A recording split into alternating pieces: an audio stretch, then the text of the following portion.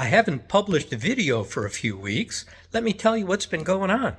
Welcome to 3D Accuracy, where I'll talk about 3D printing, 3D product design, and 3D injection and die-cast mold design. Well, I've been traveling recently. Spent my mother's 90th birthday together with her, my wife and I, and visiting other family. And one of the things I did was visit my brother Michael, who lives back east, and picked up this new toolbox from my brother. Turns out that this toolbox is not new to me. I've seen this toolbox many times. It is new here in the shop, but this toolbox was actually my father's. He used it when he worked building injection molds and die-cast dies in the Chicago area, and he's had this for a long time. Now, my father passed away back in 2008, so I haven't had him for a while, but I do have things around the shop that often remind me of him. I have tools in here that belong to my dad, and when I use them, I always have good memories and wish he was here, to work on a project together with me and just talk and that sort of thing.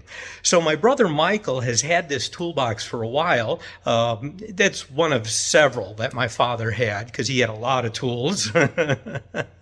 And so he said to me, "Hey, Bob, why don't you take it with you?" He says, "It'll go great in your shop." He watches the videos when I've done the remodeling and that sort of thing. And he says, "I think it would go perfect in your shop." So I told him, okay, yeah, I'd like to have it. It would be a cool thing to have in the shop. So let me show you it. Well, it's a Craftsman toolbox, and I don't remember exactly when my father purchased this. I believe it's from the 1960s, and it may well be the late 50s, but I'm not 100% sure on that. I could check with my brother Michael. He may know, but anyway, I'm just glad to have it.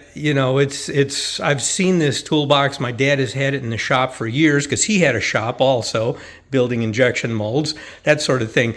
And so you see he, put little labels, what everything was in the toolbox. And, this opens up and you see, of course, typical machinist toolbox, guys that worked in the injection mold shops all had this sort of thing, and machinists and that stuff. But he labeled everything that he had, what he had in each of the drawers, because he had so many tools.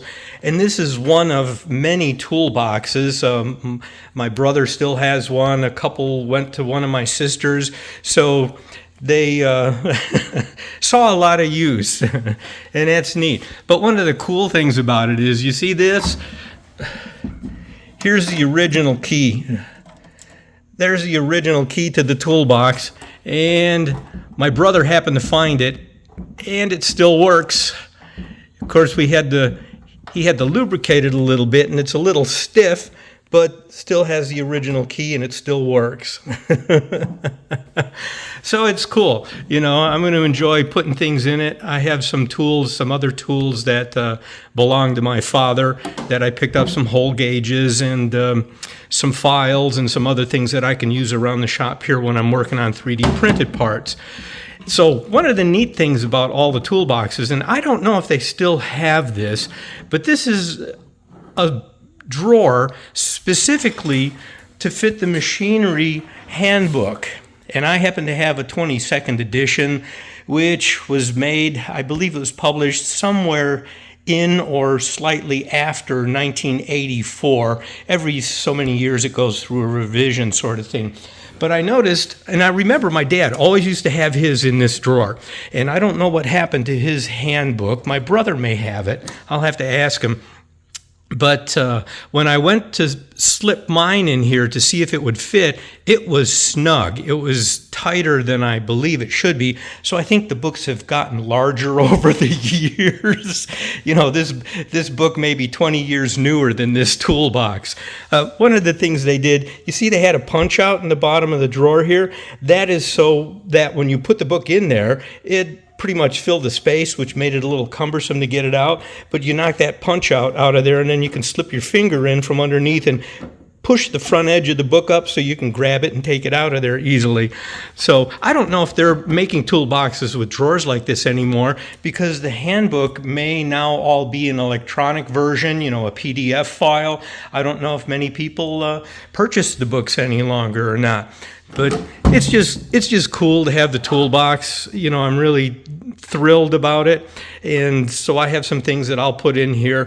And you see it has some of these little ditties that you put in here. There's one in the back here, and it holds the divider in place. They just push up against the back wall. And they're all felt on the inside. You know, that's cool. I like that. So I'm not sure. I'm tossing and turning over whether to refurbish this toolbox, strip it down, paint it, repaint it, that sort of thing, clean it up, make it look like a brand new toolbox. Because I may take it and put it over on my cabinet. I have a 37-inch wide tool cabinet, and I currently have my toolbox, my old toolbox from, I don't know, 1970s, I think I purchased that, and it's similar to this one, similar to the one that my dad used, but it doesn't have the drawer for the handbook in it, and it's a little narrower consequently. But so I'm thinking about putting it up there, but I'm debating whether to strip it down and refinish it or leave it the way it is. You see, this is the original on the inside, this kind of gray, and it has a little sort of a, not a texture to it. It's, I don't know how they do that with the paint. But anyway, you know, the outside, of course, has seen better days because it's gotten a lot of use over the years, you know, a whole bunch of use. But it's just cool to have it, and I'll find things to put in it, some of the tools I have for my father, and, you know, some other things that I use. And I got some files, bunch of files in here that my dad used to use in the mold shop, that sort of thing. And so I want to get everything organized, find a place for it. But if I move my other one off the other tool cabinet, then I have to find a place for that toolbox. And so, and because I'm fixing some of the 3D printers, the two of the 3D printers, I'm a little tight for space right now, where to go with things. So until I get it all organized. But anyway, let me know what you think. Do you think this is worthy of a complete rebuild, make it look brand new, or better like it is? I know a lot of vehicles nowadays. When I used to buy old vehicles years ago, you know, we used to fix them up. Everybody fixed them up and made them look brand new. Nowadays, it seems like a lot of guys are more interested in having it original, and all the patina on there is part of the package. And so, you know, I don't know that, you know, this is anything of any real high value where redoing it would destroy its value. It probably has far more sentimental value to me than it would for anybody else to purchase something like this. If you want a new one, you can go buy a new one at the store, you know. So anyway, another thing that was cool is, you see these guys? These are lead soldiers, and this is a World War I soldier, different poses, different figures, World War I soldier. And this is World War II soldiers, and this is a World War II soldier, and this is a World War II soldier. Actually, my father, when he was a kid, he had the dies for making these soldiers. There were steel dies, and what we used to do is you take a plumber's candle and you light it, you let it get sooty smoke, and then you run the die over it to get it kind of dark and sooty in the inside. You put the two halves together, slip it into a frame that held them tight, and then melt lead and pour it in there, and then the sooty surface allowed them to come out of the mold.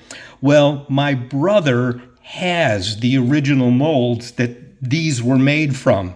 In fact, my brother and I, when we were like 8, 10 years old, we had a little foundry set up in our bedroom when we were kids. And we used to take all the lead from the Christmas trees at Christmas time when we were kids. All the tinsel used to be made out of lead. And so we would collect all that, melt it down. We had a hot plate in our bedroom with a little ladle, and we'd put that in there, melt it down, heat up the molds, and then pour these soldiers. And we had hundreds of these things we used to play with when we were kids.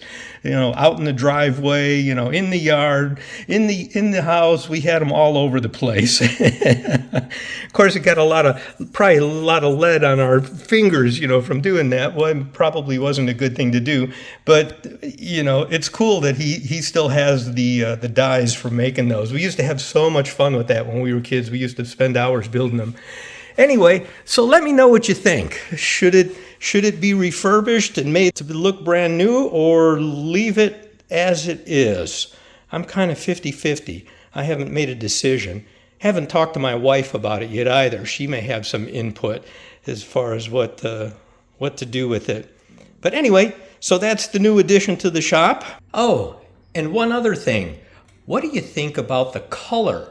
If I refurbish this and repaint it, black would match the rest of the toolboxes in the shop that I currently have. They're all a glossy black.